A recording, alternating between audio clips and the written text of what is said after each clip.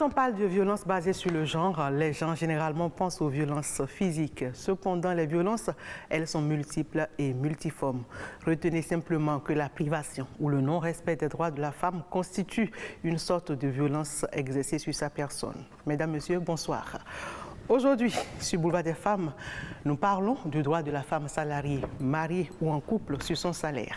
Et notre invitée fil rouge est une enseignante, une farouche défenseur des droits de la femme que je vous invite à découvrir.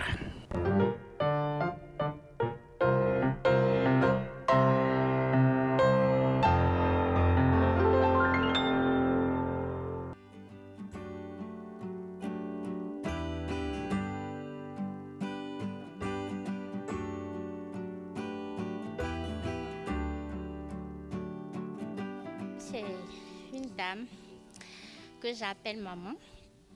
Je l'appelle également professeure. Il m'arrive de l'appeler aussi madame et de l'appeler aussi patronne. Donc, en fonction des contextes, je l'appelle maman quand je suis avec elle. Je l'appelle madame quand je suis avec mes collègues qui sont là, mes camarades, c'est madame. Avec mes parents, je l'appelle ma patronne. Elisabeth Nyonsono, épouse Fourne, est béninoise et mère de 4 filles. Après l'obtention de son diplôme du second cycle à l'Université nationale du Bénin en 1982, elle a été assistante stagiaire à la Faculté des lettres, arts et sciences humaines Flash avant d'être affectée à la direction de la recherche scientifique et technique pour être chargée de recherche. Par la suite, elle entame au Canada une formation doctorale à l'Université Montréal-Québec et décroche un doctorat en sociologie de la famille en 1994. Pendant 22 ans, Elisabeth Nyonsono Fourne a été enseignante-chercheure à l'Université d'Abomey-Calavi avant de prendre sa retraite en octobre 2017.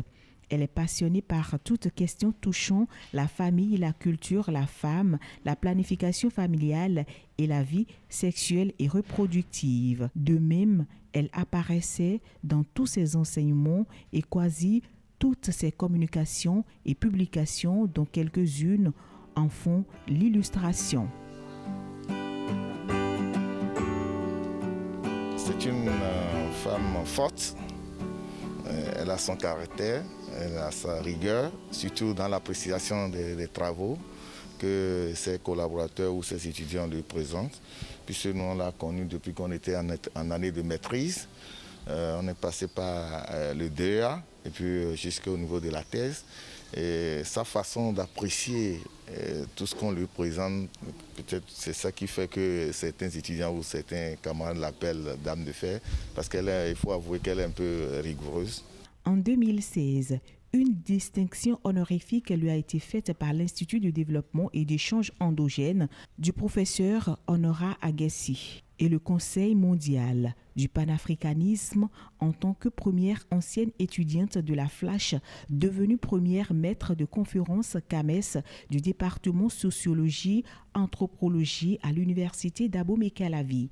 Elisabeth Nyonsono Fourne est aussi promotrice de master professionnel genre et gestion des projets et développement en 2015 et de laboratoire analyse et de recherche en genre. Depuis mai 2013 à février 2021, elle s'est également penchée sur les questions de lutte contre la corruption. À ce titre, elle a été membre de l'Autorité nationale de lutte contre la corruption d'une part et d'autre part membre du Conseil consultatif de l'Union africaine sur la corruption au Bénin. Récemment, en octobre 2020, elle a été admise sur la liste d'aptitude aux fonctions de professeur titulaire PT du Conseil africain et malgache pour l'enseignement supérieur CAMES.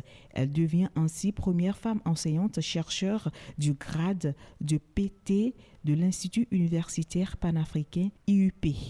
Elisabeth Nyonsono Fourne, vous l'avez découvert, mesdames, messieurs, c'est une femme vaillante, femme intrépide, femme énergique. Les mots me manquent pour qualifier maman Elisabeth, comme elle nous a autorisé à l'appeler. Croyez-moi, madame, ce ne sont pas des fleurs, c'est de vrais compliments que vous méritez. Bonsoir, maman. Bonsoir, madame la Bienvenue journaliste. sur Boulevard des Femmes et merci d'être avec nous. Merci aussi de Mirabel, m'avoir invitée. Saint-Tiche, Bonsoir. vous allez bien? Très bien. Bonsoir Ghislaine. Bonsoir Madame Elisabeth. Bonsoir. Vous Et êtes bonsoir bien installée? Mirabel. Ça va, on y va. Alors, on peut prendre l'envol? Ça peut décoller. Ok, peut super. décoller. Et comme vous le savez, moi, j'ai eu déjà le privilège de rencontrer maman Elisabeth. Et je ne vous raconte pas. Ah, c'était merveilleux. Oh, qu'est-ce qu'on s'est régalé. Ah, maman, merci beaucoup pour cet accueil. C'était vraiment chaleureux. Ah là, on a mangé, on a bu, il y avait tout ce qu'il fallait. C'est à reprendre parce qu'il va falloir que nous fassions partie de l'équipe aussi. Ah oui. On a aussi envie d'être Envie d'aller là. découvrir. Il faut qu'on aille Si découvrir. Yves Agodopessi était là, il vous dira pareil.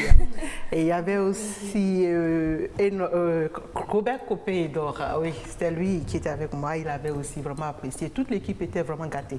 C'est Alors, maman à nous a vraiment reprendre. gâtés. Tout simplement. Au nom de l'ONTV, je vous dis déjà merci parce que nous avons goûté, nous avons mangé au nom de Vous m'avez invitée l'ONTV. aussi. Je vous remercie. C'est un honneur. Alors, le d'avoir reportage accepté. portrait que nous avons suivi tout à l'heure vous présente dans une grande dimension, je dirais, une grande dimension d'acquisition, de savoir, de partage, un parcours très intéressant. Qu'est-ce qui vous motivait, en fait, à vous engager autant dans la vie? Merci, madame la journaliste. Depuis que j'étais petite, j'étais une fille ambitieuse.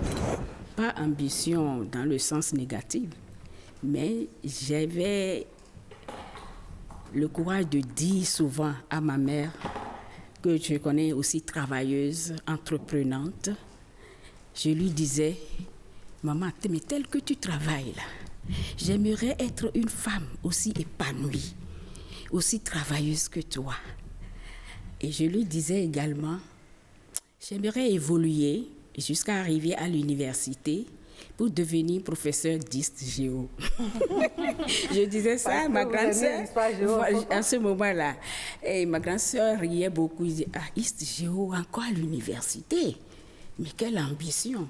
Je lui dis, oui, je suis ambitieuse parce que je veux réussir. Je veux réussir et aller jusqu'au top là-bas. Les gens parlent de l'université en termes de... Et nous, Chloïdie à la voix. exactement. Merci pour le Chloïdie, quoi? Chloïdie à l'avant. C'est-à-dire les hautes études, c'est ça? Oui, les études supérieures, c'est ça qu'on traduit. Bon, je comprends bien fond, hein, Donc, mais j'avoue que ce fond-là m'a échappé. Oui, donc je lui disais ça et j'ai tout fait pour y parvenir. Parce que quand vous êtes convaincu de ce que vous voulez, vous l'obtenez toujours. Et c'est ce qui s'est passé dans ma vie, madame la journaliste.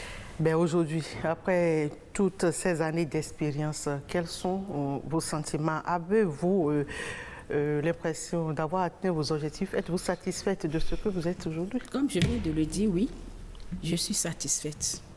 Je suis satisfaite. Vous avez atteint le sommet le sommet que je désiriez? voulais. Parce qu'en fait, depuis le secondaire, le primaire, secondaire, en passant par l'université, je suis revenue dans cette même université pour enseigner, pour donner de l'enseignement sur mes convictions particulières, personnelles. Et j'en suis fière. J'en suis fière parce que les étudiants que j'ai formés, ils sont nombreux. J'en ai un que je rencontre aujourd'hui et je ne me souviens même plus de leur nom, ni de leur visage, partout au marché, dans la rue. Madame Four. Je dis, mais où est-ce que je vous ai connu déjà? C'est les étudiants qui se présentent. Comme tout à l'heure, la rédaction où Amel de Soukago l'a reconnu et il lui disait qu'il avait enseigné en sociologie depuis quelle année déjà? Je ne l'ai pas reconnu. Depuis 2002, elle a dit. Alors moi, j'étais là-bas depuis que j'étais à la direction de la recherche scientifique. J'étais là en tant qu'assistante stagiaire. Imaginez qu'ils étaient près de 700 à l'époque. Il le disait d'ailleurs. Ouais. Donc, une fois que je suis revenue avec mon doctorat, j'étais devenue professeur assistant. Là, donc j'ai commencé à donner des cours sur sociologie de la famille, en genre et développement et santé de la reproduction, sur la démographie sociale, etc. à tous ces étudiants. Ce qui m'a permis d'écrire des articles pour devenir maître assistant ensuite maître conférence et aujourd'hui professeur titulaire. Maman Elisabeth, écoutez. Donc j'ai atteint le sommet que je voulais. Vous avez l'air vraiment satisfait de votre parcours, mais il y a les parcours, on le sait, sont souvent entachés d'embûches. S'il vous était permis de recommencer, qu'auriez-vous changé dans ce parcours? S'il m'était permis de changer, j'aurais eu beaucoup plus de vigilance pour ce qui concerne ce que j'ai créé comme master et laboratoire de recherche. J'aurais pu, peut-être que c'était une négligence, je ne sais pas. Aujourd'hui, à la retraite, ces structures sont devenues la propriété de l'université. Et je dois aller donner des cours en tant que vacataire dans ma propre création. Oh là là. Vous voyez, ça m'a gêné un peu. Et puis évoluer également dans un monde d'hommes, ce n'est pas facile. Ce n'est pas facile. Déjà, même quand on était étudiant, il y avait on était très peu, à peine 25 ou 20. Les garçons qui se moquaient des filles, bon, ça faisait un jeu, on s'y plaisait, mais quand même, il y a des moments de difficulté et il y a même des concurrences, vous voyez, qui sont engagées et ça fait un peu mal. Je lis à un moment une femme de défi, on dirait quelqu'un qui est resté tout le temps dans le défi, à vouloir affronter, à vouloir gagner, tout ça. Oui, avoir son parcours impressionnant, c'est la preuve. Mais aujourd'hui, à la retraite, il y a quelques années, est-ce que vous pensez que le département que vous avez laissé, la relève est assurée dans ce secteur? Oui, la relève est assurée puisque j'ai eu des assistants qui ont travaillé avec moi dans mes consultations, dans mes travaux de recherche. Je les amenais sur le terrain, donc elles ont appris beaucoup de moi. Celle qui a parlé au premier abord. Tatiana Ontonji. Elle me connaît comme sa poche.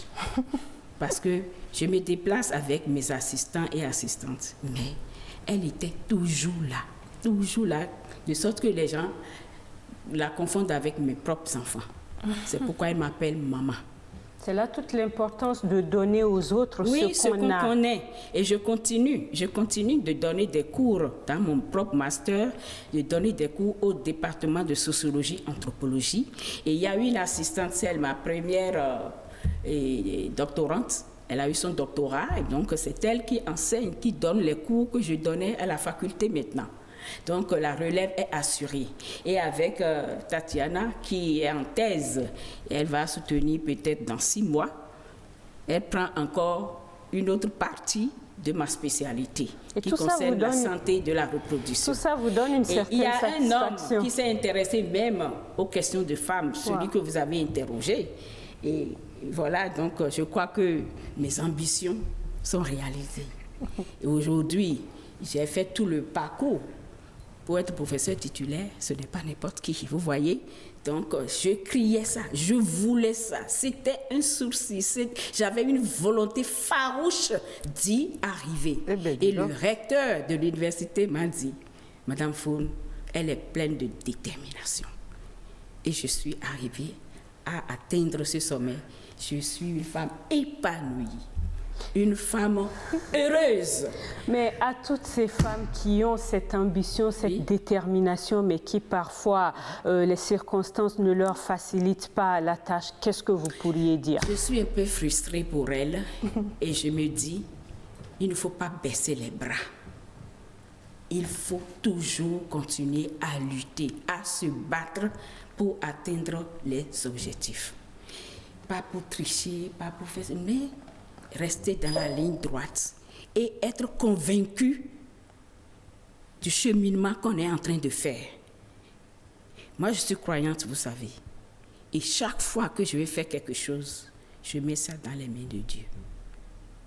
Et c'est peut-être, c'est sûrement, je veux dire, ça qui m'a protégée de beaucoup de choses pour en arriver là.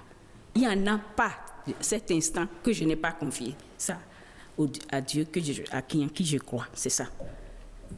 Donc les femmes en question, pour ne pas se décourager, pour ne pas baisser les bras, ont besoin également de cette force spirituelle pour réussir. Ça m'a beaucoup aidée. Alors, votre regard prenant en même temps le bout de manche sur la question de Mirabel, votre regard aujourd'hui, de façon générale, sur la question des violences basées sur le genre.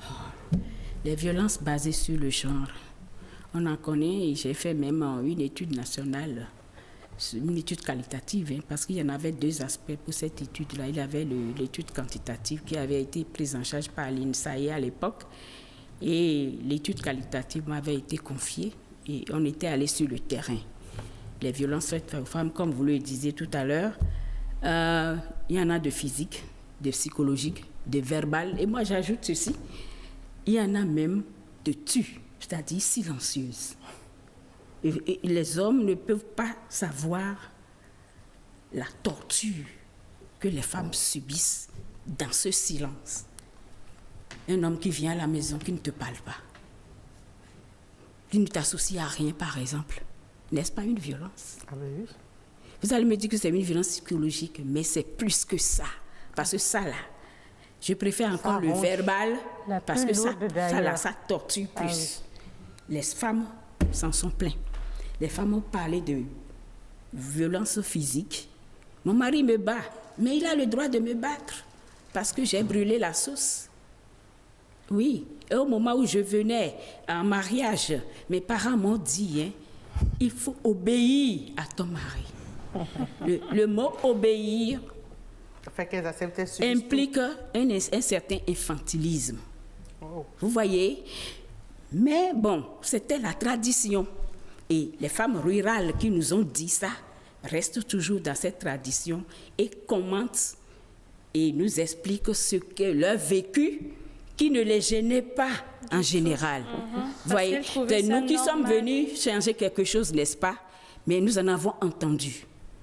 Elles ne peuvent pas faire autrement dans la mesure où, pour elles, le statut le mieux coté, c'est le statut d'épouse, le statut de mère et le statut de travailleuse.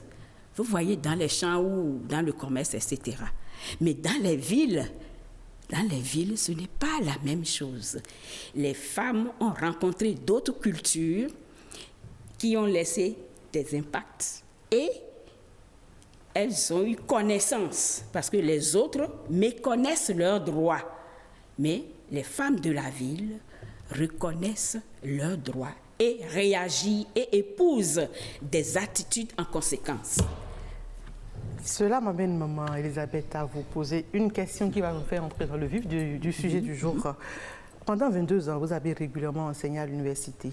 Donc, vous avez eu un revenu mensuel, comme on appelle salaire. C'est exact. OK. Épouse, mère, dites-nous, maman, est-ce que vous disposiez de votre salaire comme bon vous semble? Oui. Chacun a son salaire, chacun a son compte. Mais cela n'empêche pas qu'on réalise des activités, des projets ensemble. Ah ben oui. Puisque nous avons des enfants, hein, il faut chaque compte pour chaque rubrique de dépenses dans le foyer. Ce n'est pas parce que vous êtes salarié que vous êtes plus fort, vous êtes supérieur à l'homme. Non, ce n'est pas ça.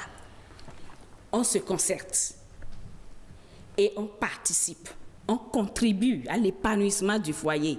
Parce que même si ton travail salarié t'épanouit sur le plan professionnel, il faut penser également à l'épanouissement familial. Et pour qu'il y ait cet épanouissement familial, il faut qu'on se complète. L'homme et la femme doivent se compléter pour affronter les dépenses des différentes rubriques des dépenses du foyer. Mais cela se définit au préalable. Oui, cela se définit au préalable. On peut même commencer par les fiançailles, pourquoi pas. Pendant que vous scelliez les liens, vous posez les problèmes cruciaux. Par exemple, question de salaire, comment nous allons gérer? Question des enfants, combien on doit en avoir? Est-ce qu'on va pratiquer la planification familiale, etc.? On doit s'entendre nécessairement sur ces choses-là. Parce qu'en fait, c'est les enfants qui nous font dépenser plus.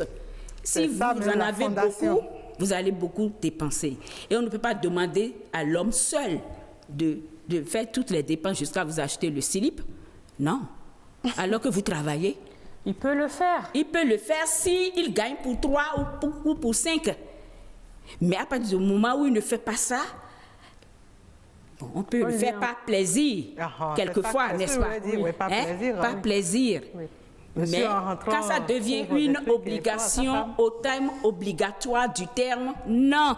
Ou l'homme dira peut-être à sa femme, Voyez, parce que moi je ne gagne pas. On peut le faire en termes d'obligation morale. Oui, bon, je lui fais plaisir, c'est son anniversaire, je lui achète une nuisette, je lui achète du parfum, je lui achète des styles. C'est bien. Maman, ça doit être régulier aussi, on n'attendra pas forcément les anniversaires, une occasion exceptionnelle. Ça dépend, vous voyez, ça dépend de, comment on appelle, de la volonté et de l'amour, attendez, de l'amour que l'homme porte pour sa femme. À sa femme, parce que c'est une manifestation de cet amour. Il vient, il fait des petits cadeaux en surprise.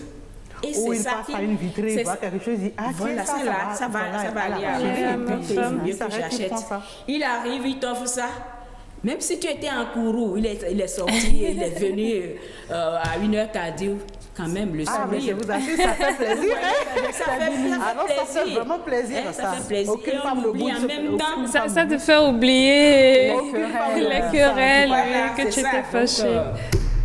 Je me sens bien. Je me sens très bien. Et maman, que dire de ces hommes alors qui pensent que parce que la femme a un salaire plus qu'eux, la femme a l'obligation de leur verser le salaire parce qu'ils sont l'homme de la maison? Ah, ça là. Moi, je ne suis pas d'accord que l'homme prenne tout le salaire de la femme. Mais il peut prendre en partie, c'est ça? Attends, non, mais moi, j'aime. La femme a son compte, a son salaire. Oui. L'homme aussi a son salaire. Maintenant, généralement, on voit que les hommes gagnent beaucoup plus que les femmes. Alors là, mais la notion de proportion intervient. C'est-à-dire que ce que je gagne, compte tenu de ce que je gagne, je participe proportionnellement aux dépenses de la maison. Au moment où mon mari participe pour 10% ou bien 15%, je peux donner des 5%, par exemple, pour l'aider. Et si c'est moi, moi qui gagne plus fort, c'est l'inverse. Je dépense beaucoup plus que l'homme. Et c'est ce qui paraît frustrant pour les femmes parfois, quand elles gagnent plus que leur mari. Quand ça, vous voyez, ça... tout ton argent investi dans le fonctionnement de ça devient famille. Frustrant lorsque l'homme n'est plus fidèle. Parce qu'au départ, vous vous êtes arrangé pour mettre un projet en place. C'est un projet commun, n'est-ce pas? Oui. Et au fil du temps, la femme constate qu'elle ne bénéficie plus des bénéfices de ce projet, mais c'est plutôt d'autres femmes qui en bénéficient. De deuxième ou troisième bureau qui en profitent plus que soi. Ce ne sont plus tes enfants propres qui bénéficient de ça, mais c'est les femmes du dehors et leurs enfants qui en profitent plus. Alors que celles-là ne s'investissent pas dans ce foyer. Ne savent pas combien tu te dépenses. Tu t'échines pour les enfants, tu t'échines pour toi-même, tu t'échines pour les projets que vous avez à réaliser. Et brusquement, tu constates que c'est ça, c'est frustrant. Alors, quand on va me demander à moi dans ces conditions, je dis la vérité, quand on va me demander à moi dans ces conditions de remettre tout mon salaire, no way. No way, pas moyen. No way, ça ne marchera pas. Mais, c'est sûr, les hommes trichent. Il faut affronter la réalité. Vous ne pouvez pas tout le temps leur reprocher si, non, à cause du salaire et autres là. Mais, quand il y a des séquelles, quand il y a des coquilles, quand il y a des séquelles qui laissent, c'est ça qui crée le problème. Sinon, il n'y a pas de problème. Les hommes trichent. Nous, à cause de notre statut que nous avons acquis depuis la tradition, nous voulons nous respecter et nous restons dans le foyer, quel que soit les... Mais quand il n'y a pas question de vie ou de mort, je conseille à mes femmes de rester. Parce que les enfants en souffrent psychologiquement. Et toute la construction de leur personnalité en dépend. Ah, c'est vrai, donc, il faut rester jusqu'au moment où, maintenant, c'est la mort qui intervient. Ah, on veut me tuer, ou bien les problèmes que je vis agissent tellement sur ma psychologie que je n'en peux plus. Je peux me séparer. Exactement. Mais je ne vais pas divorcer. Mais si les circonstances vous obligeaient et que... S'il veut divorcer, je divorce. Vous voyez, mais moi, je ne vais pas prendre l'initiative. Je vais rester jusqu'au moment où mes enfants auront grandi. C'est-à-dire, ces enfants ont déjà atteint l'université et je vois qu'ils sont dans le sillage de réussite et d'être quelqu'un dans la vie. C'est ça. Là, chacun peut... Mais sans rancune, hein. C'est pourquoi je dis, ce n'est pas la peine de divorcer. On peut se séparer et rester amis. Et si les même circonstances sortir, vous le permettaient. lors des fêtes, se revoir, se retrouver avec les enfants et faire la fête, etc. Ça dépend des circonstances. Ça dépend des circonstances. Des types de violences qu'on subit en réalité. Effectivement. Moi, je peux dire, je n'ai jamais subi de violence physique de qui que ce soit. Non. Ça, il faut être... C'est pourquoi, arrivé sur le terrain, quand j'ai vu certaines femmes réagir de cette façon, j'ai tiqué. Mais quand j'ai situé le problème dans son contexte, je les ai compris. Elles ne veulent pas avoir la belle famille au dos. Elles ne veulent pas perdre leur statut de femme, d'épouse et de mère et de travailleuse, pourquoi pas. Et ne veulent pas que la société les pointe du doigt également. Le regard social, hein? C'est ça, il y a tout ça. Nous sommes dans une société patriarcale, où c'est le mal qui domine, il ne faut pas oublier. Ah oui. C'est ça. Alors, la gestion de l'argent, on le disait. Ah oui, la gestion de l'argent, comme je l'ai dit, chacun a son argent. Et chacun participe proportionnellement à ce qu'il gagne. Ça, c'est mon point de vue. Et c'est clair. Maintenant, si on veut me prendre tout mon argent, non. Comment je prends le salaire? Mais il me faut faire des économies quand même parce qu'il y a des temps durs. Et c'est au moment de ces temps durs-là qu'on a recours à l'utilisation des économies. Il y a aussi des temps de maladie. Mais on ne peut pas attendre tout de l'homme. Il faut aussi participer. Et il faut en avoir pour soi-même parce que l'épanouissement, il est tout aussi personnel, professionnel, familial, communautaire. Vous voyez? Donc, on ne peut pas ne pas avoir une partie de ses sous pour assurer également son épanouissement. En même temps que vous assurez l'épanouissement du foyer, vous devez penser à vous-même. Ça, c'est clair. Enfin, on va me trouver peut-être égoïste, mais je ne suis pas égotique non plus. Mais de toute façon, si on travaille, c'est pour gagner sa vie d'abord. C'est ça. Et c'est ça qui donne le premier épanouissement, c'est ça. Le premier épanouissement, c'est ça. Le soir. Et payer ses loisirs. Vous voyez? Exactement. Se faire autant plaisir. Voilà, se faire plaisir parce que moi, je ne fais même pas belle pour les hommes en tant que tels. Ah Depuis que j'étais petite, je suis tellement narcissique que je me regarde dans le miroir à chaque bout de champ. Je ne sais pas. C'était un tic, si vous voulez. Et j'ai gardé ça jusqu'à maintenant. Je me fais belle pour moi-même d'abord. Et ensuite, bon, le regard. Si les autres regards viennent s'ajouter à ça, je sens une certaine fierté, une certaine joie, une certaine joie et ça me suffit. C'est vrai. Ça soulage. En dehors de Mamanphone que nous recevons ici ce matin, nous avons également tendu notre micro à des personnes ressources qui ont donné leur avis sur la question et c'est sous la conduite de Ariane Da Silva.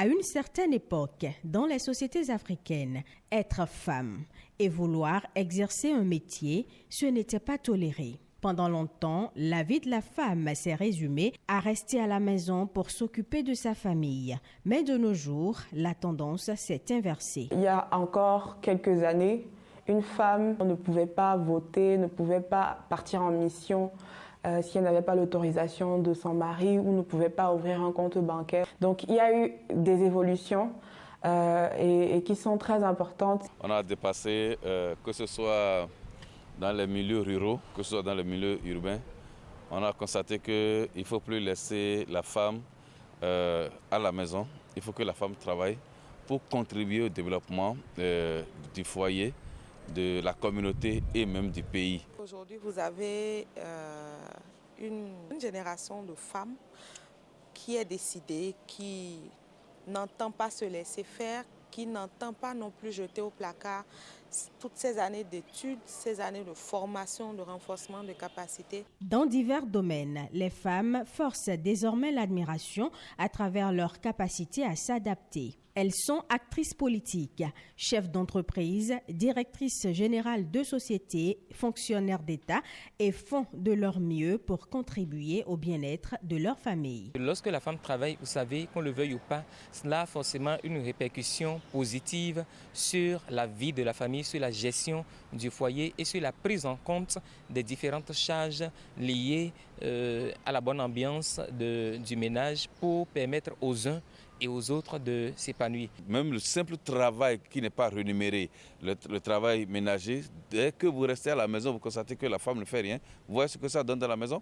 Si la femme ne bouge pas dans la maison, si la femme ne se lève pas pour dire les enfants, levez-vous, papa, bon, il fait telle heure là, ça là c'est déjà un travail qu'on ne capitalise pas. Donc si la femme ne travaille pas, c'est un souci et pour le foyer, et pour la communauté, et pour la famille. L'autre avantage du travail de la femme est lié à l'autonomie financière puisqu'elle gagne un salaire, une source de revenus qui peut aider à prendre en charge les besoins de la famille selon l'organisation de chaque ménage. Pour mon cas, c'est une complémentarité.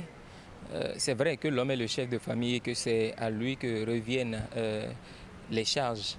Mais étant donné que dans le mariage, l'homme et la femme ont fait l'option de rester ensemble, de vivre ensemble, de construire ensemble, nous essayons dans la mesure du possible de nous soutenir. Aujourd'hui, elle donne ce qu'elle peut pour m'accompagner dans la gestion du foyer et je sais aussi que j'ai une part de responsabilité dans cette même gestion.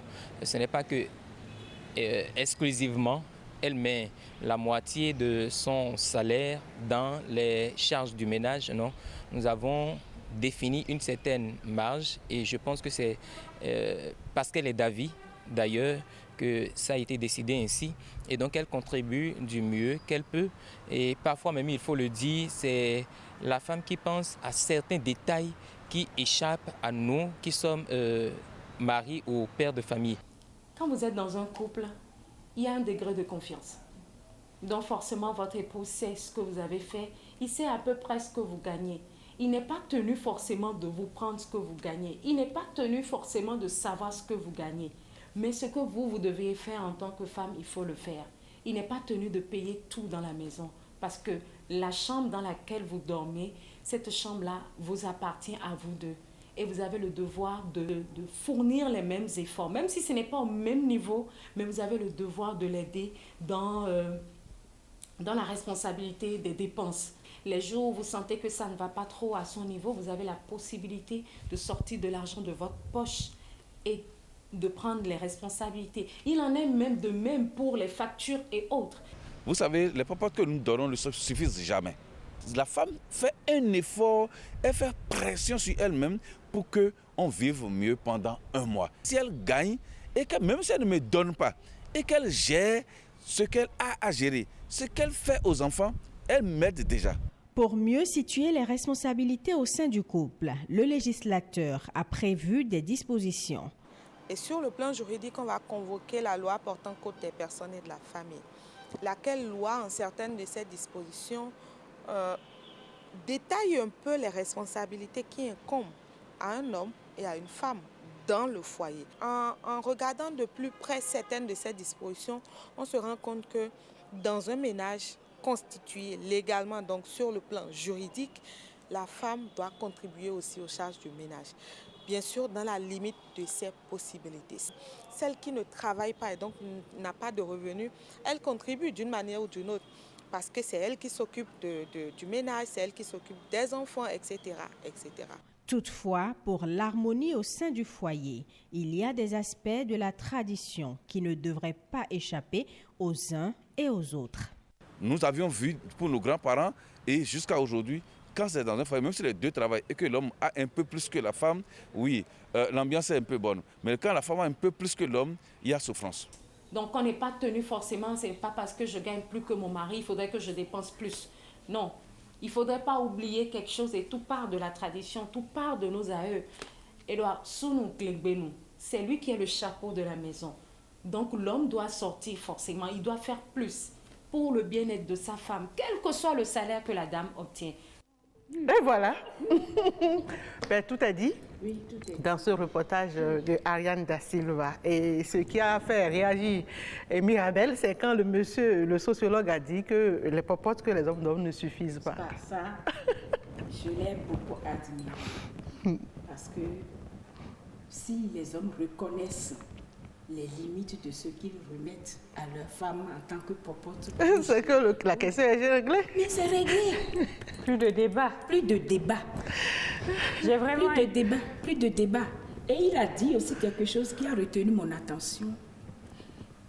Il a dit que ce n'est pas seulement la femme salariée qui travaille. Même celle qui est à la maison. Celle qui est à la maison. Et j'ai toujours enseigné ça aux étudiants. Parce que lorsqu'on définit le mot travail, c'est quoi? C'est le déploiement de l'énergie. C'est Jules qui l'a dit en physique. Ben oui, la femme travaille. Et ce que la femme fait à la maison, si elle reste à la maison, depuis le matin à 6 heures, elle est sur pied. Et tout ce qu'elle fait, aussi fragmentaire que ça traduit, c'est des efforts qu'elle fait. On devait même voir un juriste. En matière même on doit avoir des salaires pour ça. En matière de l'accouchement, de la mise au monde des enfants. Quand elle va accoucher, qu'est-ce qu'on dit? Elle prend même des risques. On doit nous indemniser pour tout ça d'ailleurs. Ce que je veux faire savoir, c'est ceci. Quand elle va accoucher, on dit qu'elle est en travail.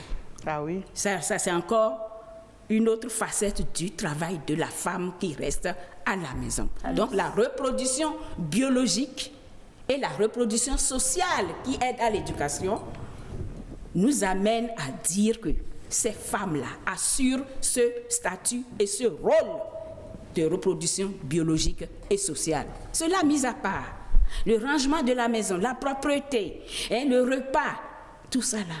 Et ça me rappelle l'auteur qui a parlé de la mise au monde, d'accord, mais de renouvellement de la force du travail et maintenant de l'éducation.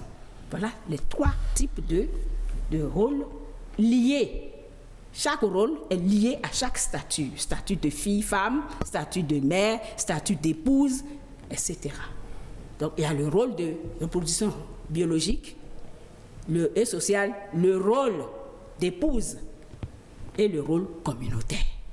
Vous voyez, donc le monsieur a très bien fait de parler de ce type de travail que les femmes font à la maison.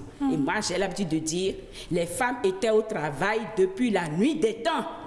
Et elles ont compris le sens du travail depuis ce moment. Et même si elles ne percevaient pas de salaire pour ça. On écrivait sur les épitaphes. Et elle resta à la maison et elle fila de la laine. Elle filait de la laine. Mais c'est ça. C'était du travail, oui ou non? Et il a bien dit que ce travail participe à l'éducation, à l'évolution de l'enfant qui devient un citoyen, un bon citoyen plus tard.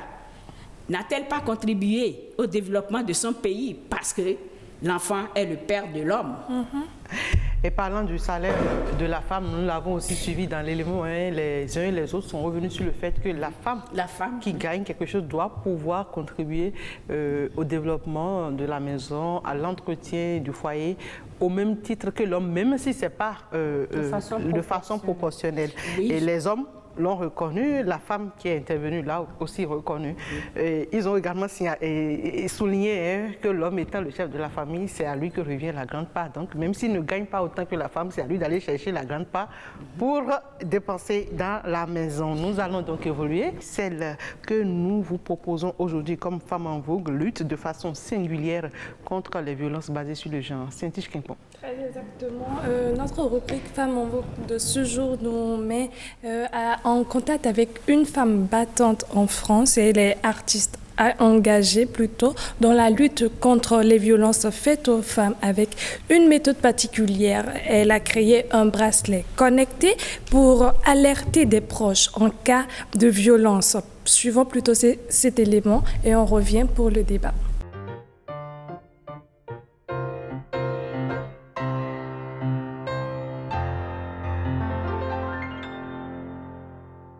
Bonsoir, chers amis du Boulevard des Femmes. Notre rubrique Femmes en vogue du jour nous amène à la découverte d'une femme à l'écoute des autres. Elle, c'est Diariata Ndiaye. Âgée de 38 ans, cette Nantaise d'origine sénégalaise a grandi dans un quartier populaire. C'est une artiste et militante française engagée dans la lutte contre les violences faites aux femmes. À l'adolescence, lors d'un été au Sénégal, elle est mariée de force à un homme qu'elle ne voulait pas. De retour en France, cet événement a inspiré le point de départ de ses engagements. Après avoir passé un baccalauréat littéraire, elle devient animatrice jeunesse à l'âge de 18 ans.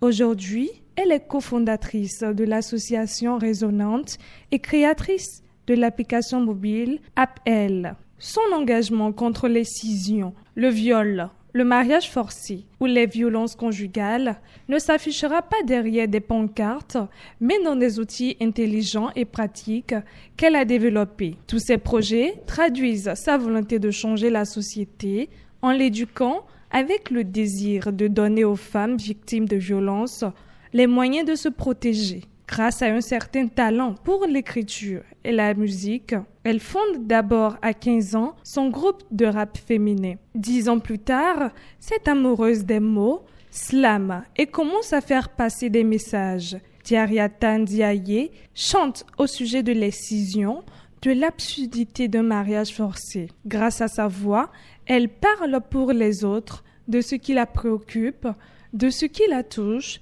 mais surtout de ce qu'elle connaît. Sa justesse sensibilise très vite des jeunes qui trouvent enfin l'illustration de leur vécu. En observant des femmes autour d'elle lui raconter leur combat quotidien, elle crée alors le groupe Dialem qui permet d'intervenir auprès de jeunes et initie un travail d'éducation contre cette violence. En 2015, Diata décide de créer l'association Résonante, ayant pour ambition de sensibiliser les 15 à 25 ans afin de vulgariser l'information et de faire notamment connaître les structures d'aide aux victimes souvent ignorées par la jeune génération. Dans le même temps, elle lance en parallèle l'application AppElle et son bracelet connecté. La première application mobile qui permet aux femmes d'envoyer directement une alerte à des contacts de confiance en cas de situation de violence. Une fois activé, le dispositif partage l'écoute des sons et voix environnantes ainsi que la position GPS de l'auteur. L'objectif est d'utiliser éventuellement ces enregistrements dans le cas d'une procédure pénale. Le bracelet connecté permet de déclencher une alerte sans avoir à prendre en main son téléphone. L'application a décroché un prix de l'innovation au CES 2019 à Las Vegas dans la catégorie Teach for a Better World. En 2018, elle reçoit le titre de chevalière de l'Ordre national du mérite. Pour Diariata Ndiaye, ce n'est que le début d'une longue série de combats. Face à tous ces défis, l'entrepreneur trouve quand même le temps de continuer à slammer et à écrire des chansons. C'est une femme courageuse et forte. C'est une femme en vogue. Cynthia, vous avez le bracelet connecté? Ah oui, j'ai un bracelet connecté, mais pas pour... Ah ben voilà, Diariata Ndiaye, je pense qu'elle a trouvé une bonne façon de contribuer à cette lutte. Les violences faites aux femmes. Parce que d'autant qu'elle a souffert aussi d'une manière ou d'une autre, elle a vécu de cette violence parce qu'elle a été mariée de force à un homme qu'elle ne voulait pas et qu'elle a fui. Donc il faut encourager ce qu'elle fait et demander aussi aux autres femmes qui subissent de ne pas rester les bras croisés, de se battre, de sortir. Et ce bracelet qu'elle a fait sortir permet... Vous avez réellement? Non, moi j'ai un bracelet connecté, mais pour compter les pas, mon kilocalorie que j'ai pris, mais pas pour dénoncer les violences. Et ça permet aux femmes d'alerter un de leurs proches quand leur mari les bat à la maison. Il suffit juste d'appuyer un petit truc là et que quelques proches sont alertés qu'il y a quelque chose qui se passe et viennent immédiatement à la rescousse de ces femmes-là. Donc, oui, c'est vraiment... J'apprécie ça, sa juste valeur, parce que c'est assez discret. Voilà. Et le mari qui bat ou bien l'homme qui est en train de battre la femme ne saura jamais que c'est elle-même qui a alerté les gens. Et ça va permettre de réduire les cas de violence faites aux femmes. Mais en tout cas, bon courage à ce qu'elle fait, c'est bien. Mais il faut que les femmes reconnaissent leurs droits pour savoir qu'il faut se plaindre. Nous sommes dans un contexte socio-culturel très dur et sociologiquement parlant. Quand vous écoutez les hommes sages, ils vont vous dire, mais écoutez, c'est ça, depuis des lustres, ce n'est pas maintenant que vous allez changer la chose. C'est ça. Alors que le monde est appelé à évoluer. Alors que la culture elle-même bouge, la culture change. Il faut changer aussi les choses. Le monde évolue et nous aussi nous allons évoluer. 21 nouvelles dans un ouvrage, une œuvre collective de plusieurs auteurs béninois. C'est ce que nous propose Carmen Toudonou pour ce numéro de Boulevard des Femmes.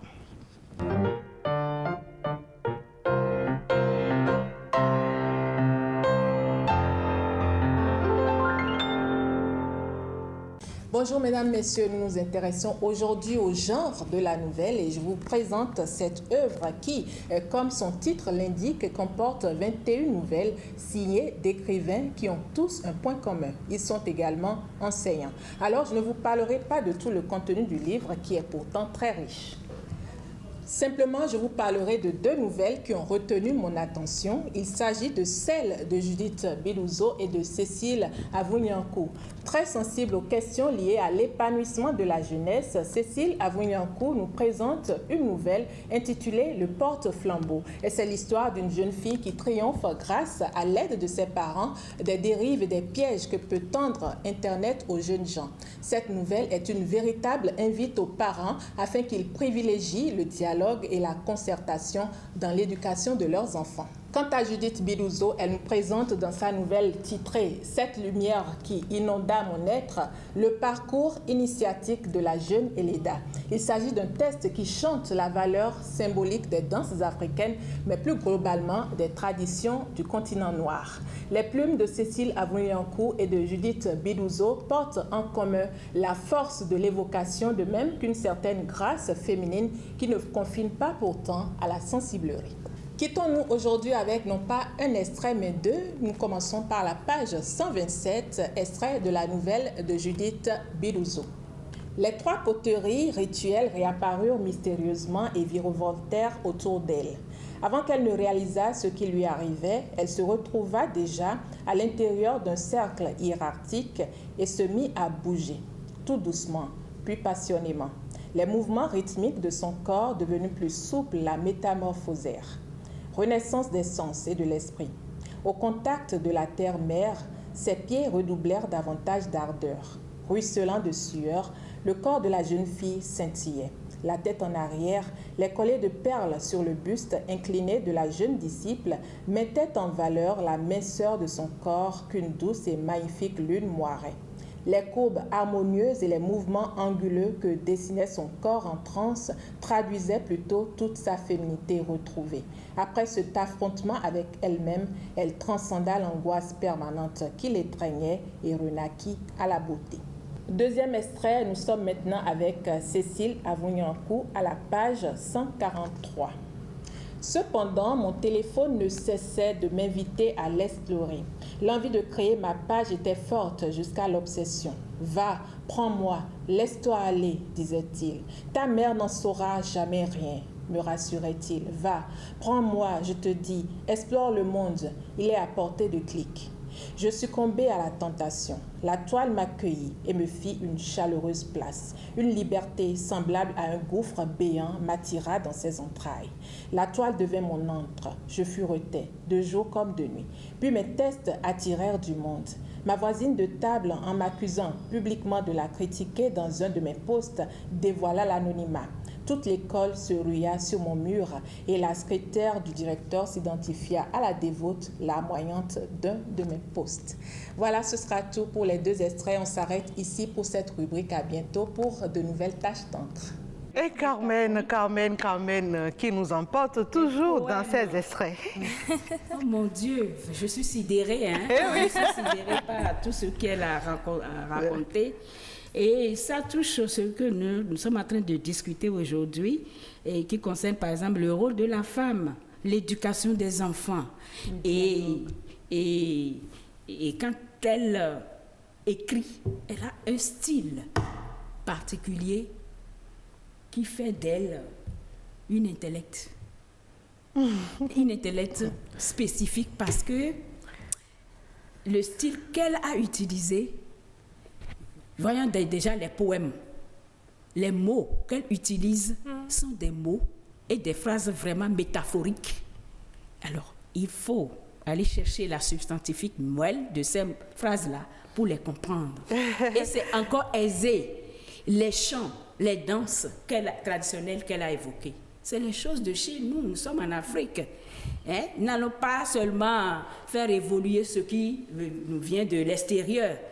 Ce que nous avons à l'intérieur, la richesse de ces danses, de ces chants, de ces chansons, et que j'ai signalé dans mon livre sur nous les femmes au Bénin, où j'ai eu à interroger des femmes, les grands visages du Bénin, à travers le travail, à travers la chanson, à travers le vaudou, etc. Je me suis retrouvée dans ce qu'elle est en train de dire. Et ces 21 nouvelles du soleil que Carmen Toudonou nous a présentées, vous l'avez découvert, c'est la rubrique tâches d'encre. Et nous allons évoluer encore. Ok. Maman Elisabeth, vous êtes déjà grand-mère. Bien sûr. Mais vos filles ont des bébés actuellement. Bien sûr. Alors, mesdames, messieurs, vous avez un bébé qui pleure beaucoup et vous ignorez pourquoi ni comment le calmer. Mais voici des astuces avec Dr Choco, ami des bébés, que Yasmine Damata a rencontré pour vous.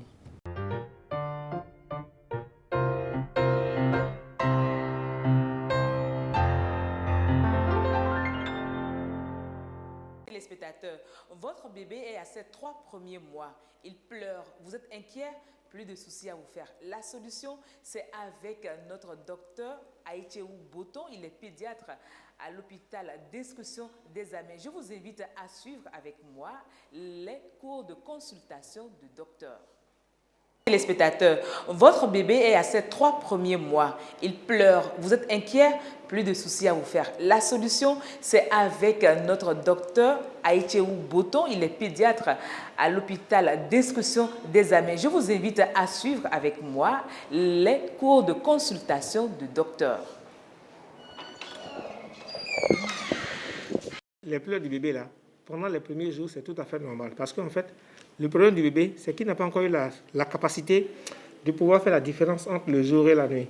Et donc, le bébé pleure en moyenne pour 8 raisons. La première raison, c'est si la couche est sale. Deuxième raison, s'il a des coliques. La troisième raison, s'il est souffrant.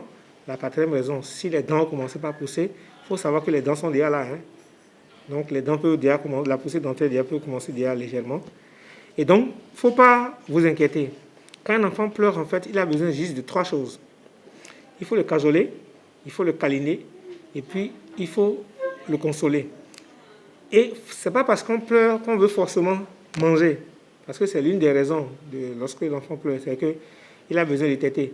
Mais si tu positionnes bien et que tu fais de la bonne tétée pendant les 45 minutes, tu vas voir que quand il finit de téter là, il va faire au moins 2h30 à 3h avant d'avoir encore envie de téter. C'est vrai ou c'est faux? Voilà. Donc, les pleurs du bébé, là, pendant les 3 premiers mois, c'est tout à fait normal. Le sommeil, c'est tout à fait normal. Parce que pour lui, la nuit c'est le jour c'est la nuit. Tout simplement parce qu'en fait, les hormones qui régulent le cycle du sommeil, ces hormones-là, en fait, ne sont pas encore complètement arrivées au paroxysme de leur sécrétion. Donc, ce qui se passe, c'est quoi? C'est-à-dire, pour lui, là, pendant que vous dormez, ces hormones, peut-être, sont très hauts. Donc, il est en éveil. Et pendant que vous êtes en éveil, pour lui, ces hormones. Donc, c'est à partir du 3e mois, là, que lui, les hormones commencent à faire, en fait, jour, les hormones montent. La nuit, ça baisse pour qu'il dorme. Et c'est en ce moment qu'il commence par réguler son sommeil. Il va pleurer de moins en moins. Donc, si bébé pleure, il faut d'abord vous rapprocher, voir s'il n'a pas la fièvre. S'il n'a pas la fièvre, vérifiez la couche. Si vous ne vérifiez la couche, pour voir si le ventre ne fait pas crou, et voir s'il n'est pas en train de vouloir demander qu'on le prenne ou bien qu'on le garde. Parfois, il pleure, tu le prends simplement, tu le gardes dans les bras là. Il se teste tout de suite, il n'a pas forcément besoin de nourriture. Voilà, donc c'est ces petites astuces-là. Je vous ai promis l'astuce du jour, vous l'aviez eu. Cajoler, consoler et câliner. Chers téléspectateurs, portez-vous bien. Bye bye. Cajoler, consoler et câliner. Eh bien, c'est pareil pour nos hommes aussi. Hein? Ce sont nos gros bébés. Je partage pleinement le point de vue du docteur, hein, parce que les 3 premiers mois, même 4 premiers mois de l'existence de l'enfant, il y a beaucoup de pleurs. Et il a cité plusieurs raisons, plusieurs aspects de la question, mais le plus, le principal, c'est surtout les coliques. Coliques, pourquoi? Parce que le régime alimentaire auquel on soumet l'enfant, ce n'est pas la même chose quand il était dans le ventre. Donc, c'est tout comme s'il y a un corps étranger qui entre dans son corps et il faut qu'il s'adapte. Et au bout du 4e mois, il s'adapte. Mais les autres raisons, les enfants, quand vous leur donnez aussi l'habitude, vous avez l'habitude de les prendre tout le temps, quand vous allez les laisser dans le berceau, ils ne vont plus aimer. Ils vont vouloir chercher toujours des câlins, toujours qu'on les cocotte, etc. Oui, c'est ça. C'est pareil pour les grands aussi. Bon. Je savais que Mirabel allait me reprendre sur cette partie. Les grands, les femmes ou bien les hommes. Oh, que ce soit les femmes ou les hommes, c'est valable pour tout le monde. Encore plus les hommes que les femmes. C'est ça que je disais tout à l'heure. Je ne veux pas être plus longue que ça. Eh oui. La coquine. Maman Elisabeth Faune, franche et directe. Oui. Nous allons maintenant tester et fouetter vos instincts intimes et c'est dans Coquine et Taquine. Mon Dieu.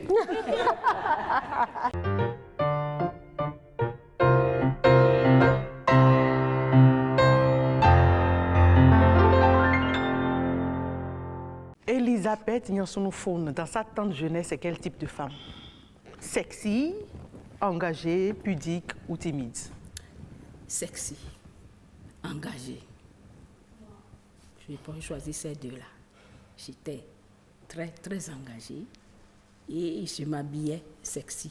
Et à l'université, hein, quand j'étais étudiante et quand j'enseignais, les étudiants me trouvaient la femme la plus sexy de l'université. Quand vous dites engagée, ça veut dire que il vous est arrivé déjà de faire la cour à un homme qui vous a plu? Bon, pas dans ce sens. Engagée au travail, engagée à la défense des femmes, engagée à la défense des rapports hommes et femmes, engagée aux questions de famille.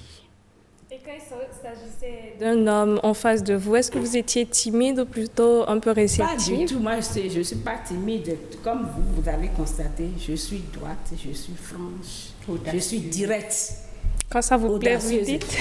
Vous pouvez prendre ça comme vous voulez. Ça veut dire ce que ça veut dire. Nature. Oui. Alors, une dernière question. Vous revenez de voyage plus tôt que prévu. Vous étiez en voyage, votre homme sait que vous étiez en voyage, vous devez revenir peut-être 2 jours un peu plus tard. Et vous revenez un jour plus tôt et vous surprenez votre mari avec une autre femme dans votre lit. Quelle serait votre réaction? Moi, je ne me dirais rien. Vraiment, le silence tue plus que tout, plus que les mots, vous savez. Je ne vais même pas reprocher quoi que ce soit. Ça vous est arrivé déjà? Non. Moi, je l'ai souvent dit, même dans mon cours. Le silence est d'or. Les gens ont dit. Tant que tu n'as pas abordé le problème en tel thème ou en tel autre thème, il n'est pas tranquille. Vous ne savez pas, les hommes. C'est l'arme, ça. Le silence tue, maman l'a dit à l'entame de cette émission et elle vient de le dire. Et ce sera aussi pour clôturer cette émission. Le silence tue, mais ce n'est pas pour autant qu'il faut garder le silence et surtout quand il s'agit de l'harmonie du couple. Aujourd'hui, nous avons parlé du droit de la femme mariée ou en couple sur son salaire et nous avons compris qu'il faut partager et tout se fait dans l'harmonie, dans le partenariat. Oui, dans le partenariat. C'est un partenariat gagnant-gagnant. Voilà. Il faut avoir aussi un mari qui comprend qu'il est en faute. Mais d'autres vont vous dire, et alors? Voilà, maman Elisabeth Foun, nous avons beaucoup bavardé, nous avons beaucoup parlé et c'était très enrichissant avec vous. Merci d'être venu sur Je vous remercie aussi de m'avoir donné l'occasion de m'extérioriser un peu et puis je suis contente. Alors, elles veulent forcément venir aussi à la maison pour manger le bon plat. Qu'elles viennent, moi, ça ne me dérange pas du tout. Elle doit passer par moi. Non, là, tu veux encore te rejoindre à nous. Là, on n'est plus d'accord. C'est moi qui connais la maison de toute façon. Le rendez-vous à la sortie du studio. Mesdames, Messieurs, c'était un autre numéro de Boulevard des Femmes. Nous sommes toujours là, engagés pour votre satisfaction avec la complicité de Christelle Sabourin, notre réalisatrice en chef. Merci à chacun et à tous de nous avoir suivis et à très bientôt. À bientôt.